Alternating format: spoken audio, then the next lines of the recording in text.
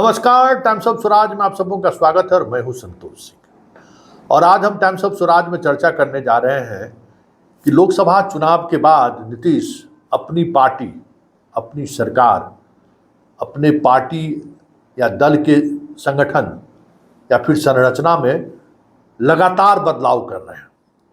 और उस बदलाव के सहारे जो संकेत दिख रहा है वो संकेत यही है कि नीतीश अपनी सरकार और पार्टी की ज़बरदस्त किलाबंदी करने की तैयारी है, या यूँ कहें कि ज़बरदस्त उन्होंने किलाबंदी करना शुरू कर दी है।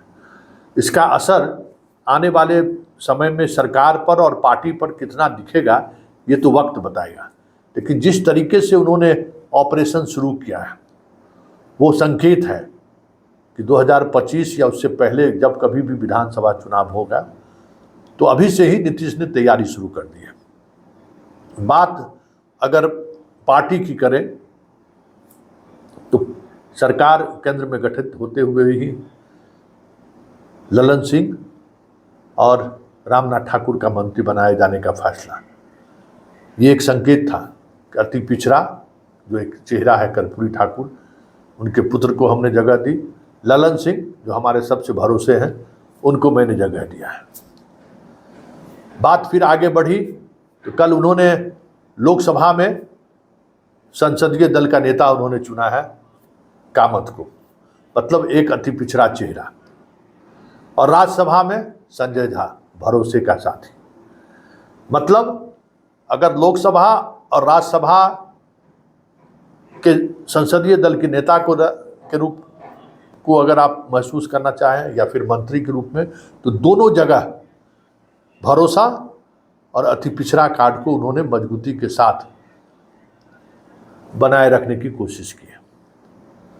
और इससे एक और संदेश जाता है कि कामत और संजय झा दोनों मिथिलांचल से आते हैं, जहां आज भी आरजेडी को पूरी कोशिश के बावजूद, सभी तरह के समीकरण लगाने के बावजूद भी बहुत कुछ नुकसान नहीं कर पाए। अभी भी उनका वो चीज़ें इंटैक्ट रही है और आज भी यही एक इलाका है जिन इलाकों में लोकसभा के परिणाम की अगर चर्चा करें तो महज 8 से 10 सीटों में सिमटता हुआ दिख रहा है।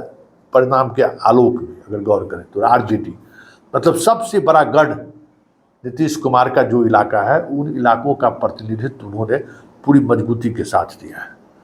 मतलब संजय झा, रामनाथ ठाकुर और कामत, मतलब तीनों के तीनों चेहरे मिथिलांचल से जो उनका गढ़ माना जाता है। मतलब अपने जो उनका आधार है पहले उसको उन्होंने मजबूत किया है। फिर भगवान सिंह कुशवाहा को विधान परिषद में भेजने जा रहे हैं, मतलब अब मगध को भेजने की तैयारी है। साफ है कि मगध और मिथिलांचल जो जदयू का कभी गढ़ रहा था, उस गढ़ को फिर से साधने की, मिथिलांचल आज भी उनके हाथों में है लेकिन मगध उनके हाथों से निकलता चला जा रहा है। और तिरहुत का जो इलाका है वो छोड़ दिया बीजेपी के मध्य, भाई अब तुम अब संभालो। संकेत साफ है कि आने वाले समय में हम लोग साथ रहेंगे लेकिन मगध और मिथिलांचल मेरे कंट्रोल में रहेगा। और इस चीज़ों को उन्होंने संकेत में के सहारे ही वो देना शुरू कर दिया। अवधेश नारायण सिंह का विधान परिषद का कार्यकारी सभापति बनवाना, जबकि वो विधानसभा में बीजेपी है तो माना जा रहा था कि भाई विधान परिषद में भी बीजेपी की जगह पर जदयू होगा। देवेश चंद्र ठाकुर वहाँ पर सभापति थे, लेकिन उसको उन्होंने तोड़ा, वहाँ अवधेश नारायण सिंह को बिठा दिया। मतलब मगध साधने के लिए राजपूत और कुशवाहा का जो कम्बिनेशन है, उस कम्बिनेशन को वो मजबूती प्रदान करना चाहते हैं। खबर आ रही है कि आरके सिंह को भी वो राज्यसभा अपने तरफ से भेजना चाहते हैं, या नहीं तो फिर साथ आकर मंत्रालय संभाले, ये भी है। मतलब सरकार के साधने की बात करें तो चंद्रशेखर, जिनको वो उन्होंने पटना का डीएम से 3 साल का कार्यकाल पूरा हो गया था और चुनाव के दौरान आचार संहिता में 3 साल कार्यकाल पूरा होने के बाद इलेक्शन कमीशन उनको हटा देता, तो कुछ दिनों के लिए वो अपने साथ ले आए, फिर लेकिन उनको पटना का डीएम बना दिया है। खैर का पटना डीएम के रूप में वापसी, मतलब संकेत साफ है कि प्रशासन पर पकड़ बनाए रखने के लिए भरोसेमंद लोगों को फिर से मैदान में उतारा जा रहा है। खबर ये भी आ रही है कि चीफ सेक्रेटरी के रूप में जुलाई में ब्रजेश मल्होत्रा रिटायर्ड हो रहे हैं, तो चैतन्य प्रसाद को बड़ी जिम्मेवारी दी जा सकती है और उसके सहारे पूरी सरकार पर एक बार फिर से मजबूती से पकड़, क्योंकि ब्रजेश मल्होत्रा को 6 महीने के लिए ही सही इसलिए जिम्मेवारी मिल गई थी कि के पाठक को वो शिक्षा विभाग के अपर मुख्य सचिव बनाए रखना चाहते थे। तो वो वहाँ चैतन्य प्रसाद को और प्रत्यय अमृत को विकास आयुक्त, तो ये जो कम्बिनेशन उनका रहा है भरोसे का, उस कम्बिनेशन पर भी काम होना शुरू हो गया। और बात डीजीपी की करें तो भट्टी के परफॉर्मेंस को लेकर सीएम नाराज चल रहे हैं और कहीं न कहीं उन्हें लग रहा है कि उनका जो यूएसपी है वो यूएसपी प्रभावित हो रहा है। भट्टी पर जो भरोसा उन्होंने जताया था वो उस भरोसे पर भट्टी पूरी तौर पर खरे नहीं उतर रहे हैं। ऐसे में भट्टी के भी डिस्प्लेसमेंट को लेकर सरकार काफ़ी गंभीर है।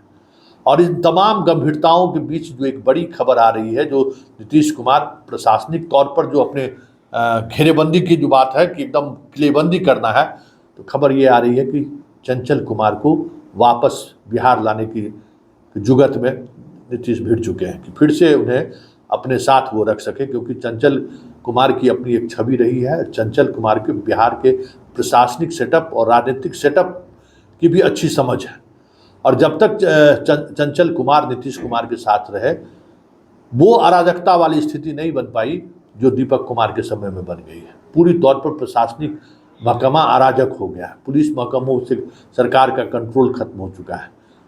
चंचल कुमार के समय ये संभव ही नहीं था। खबर ये आ रही है कि चंचल की भी वापसी हो रही है और इसके लिए सीएम ने अपनी लॉबिंग शुरू कर दी। लॉबिंग क्या, अपने केंद्र की सरकार को उसने कह दिया कि अब हमें चंचल, और उनका समय भी पूरा हो रहा है, चंचल कुमार को वापस लौटा दीजिए। तो ये सारी कवायद शुरू है, मतलब सरकार की किलेबंदी और पार्टी की किलेबंदी पूरी तौर पे। कई पुराने चेहरे ऐसे हैं जिन चेहरों को एक मजबूती देना, जैसे 29 तारीख को उन्होंने कार्यकारिणी की बैठक बुलाई है। ये सारी कवायद है पार्टी, संगठन, सरकार सबको मजबूत करना और 2025 के चुनाव से पहले एक इस तरीके का इमेज जनता के बीच जानी चाहिए, जो इमेज की 2005-7 के दौर में जो नीतीश की जो छवि थी वो छवि जनता तक कैसे पहुंचे, इसकी कवायद तेज हो गई है। मतलब समीकरण भी, वोट का समीकरण के साथ साथ प्रशासनिक दक्षता भी बनी रहे, क्योंकि मानसिक और शारीरिक तौर पर जिस तरीके से नीतीश लाचार होते जा रहे हैं, तो विपक्ष की ये कोशिश है कि उनकी उस लाचारी को एक्सपोज करें। तो सरकार की ये कोशिश है, या जो उनके चाहने वाले जो लोग हैं उनकी कोशिश है कि ऐसे प्रशासनिक अनुभव वाले लोग, कड़ा मिजाज वाले लोगों को मुख्यमंत्री आवास में बिठाया जाए, जो मुख्यमंत्री के स्वस्थ होने ना होने से का कोई मतलब नहीं रह जाए। उनके हर ऐसे इशारों पर, हर ऐसे फैसलों पर पूरी गंभीरता से कार्रवाई हो, क्योंकि चंद्रशेखर का मुख्यमंत्री आवास से बाहर आना भी संकेत है, क्योंकि मुख्यमंत्री के आवास पर उनकी उपस्थिति से कुछ ऐसे अधिकारी थे जो असहज थे। तो हो सकता है कि वो असहजता वाले लोग कहीं मुख्यमंत्री आवास से चंद्रशेखर को बाहर का रास्ता दिखाए हों, ये भी खबर आ रही है। लेकिन तमाम खबरों के बीच खबर यही है कि नीतीश कुमार अब पार्टी और सरकार दोनों को मजबूत कैसे करे, स्ट्रेंथिंग कैसे करे, इस पर सोचना वो शुरू कर दिए हैं। और सामाजिक समीकरण के साथ साथ, राजनीतिक समीकरण के साथ साथ प्रशासनिक ढांचा भी मजबूती के साथ खड़ा दिखे, इसके लिए चंद दिनों में ही कई बड़े फैसले लेते हुए आपको दिख जाए तो कोई बड़ी बात नहीं हो।